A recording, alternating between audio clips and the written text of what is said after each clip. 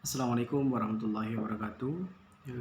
Halo teman-teman, saya akan melanjutkan pembahasan mengenai reliabilitas tes hasil belajar. Yang pertama mengenai pengukuran reliabilitas tes hasil belajar, mengenai pengertiannya.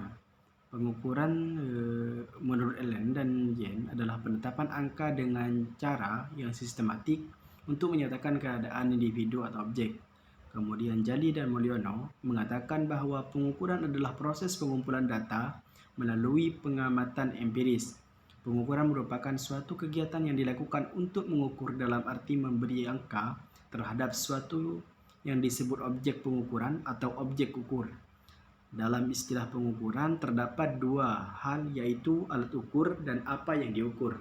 Nah, alat ukur di sini berupa instrumen, yaitu kita bisa mengenal dengan tes ataupun non tes. Sedangkan instrumen tes itu adalah yang digunakan untuk mengukur kemampuan kognitif dan psikomotorik, sedangkan instrumen non tes digunakan untuk mengukur kemampuan dalam ranah afektifnya. Nah, kegiatan mengukur yang kita lakukan tentu saja memiliki tujuan yang diperoleh, yaitu proses pengukuran. Dari proses yaitu memperoleh informasi dan objek mungkin sehingga kebenaran hasil ukur dapat berjaya. Kemudian pengertian tes berasal dari bahasa Latin, yaitu testrum, alat untuk mengetahui kandungan tanah. Dalam bahasa Perancis kuno, tes artinya pengukuran digunakan untuk membedakan emas, perak dari logam-logam yang lain. Kemudian tes merupakan himpunan pertanyaan yang harus dijawab atau pernyataan yang harus dipilih atau ditanggapi atau tugas-tugas yang harus dikerjakan oleh peserta tes untuk mengukur nilai pengetahuan, keterampilan, kecerdasan, serta kemampuan suatu aspek tertentu dari peserta tes. Kemudian reliabilitas tes mengacu pada konsistensi skor atau jawaban yang diperoleh dari hasil dari tes dari satu waktu pelaksanaan tes dan waktu pelaksanaannya lainnya.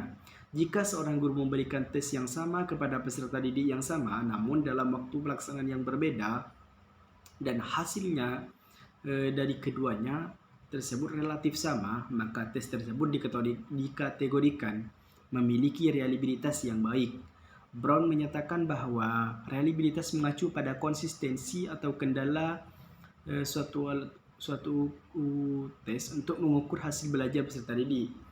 Tes hasil belajar dirancang untuk mengukur efek spesifik dari program pengajaran yang biasanya diperoleh siswa atau peserta didik. Tes ini menjadi evaluasi akhir dari satu tes ketika siswa setelah menyelesaikan studinya. Tes digunakan untuk menentukan seberapa banyak siswa yang telah belajar dari materi yang telah ditentukan.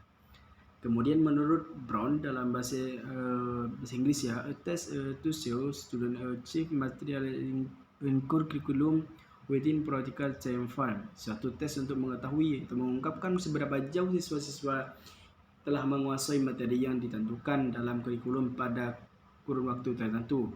Kemudian selanjutnya faktor-faktor yang mempengaruhi pengukuran reliabilitas. Faktor-faktor lain yang juga mempengaruhi reliabilitas instrumen evaluasi diantaranya adalah sebagai berikut. Yang pertama, panjang tes. Semakin panjang suatu tes evaluasi, semakin banyak jumlah item materi pembelajaran diukur. Kemudian yang selanjutnya variabilitas kelompok atau heterogenitas. Faktor lain yang mempengaruhi terhadap reliabilitas instrumen adalah heterogenitas kelompok.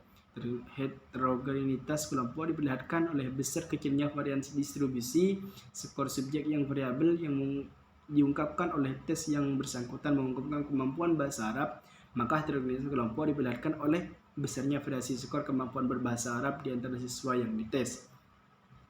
Dan selanjutnya adalah objektivitas pensekoran. Objektivitas yang dimaksud dengan objektivitas yaitu derajat di mana siswa dengan kompetensi sama mencapai level hasil sama. Kemudian level kelompok dan tingkatan kesulitan hasil variabilitas dalam kelompok. Level kelompok juga mungkin dapat mempengaruhi koefisien reliabilitas.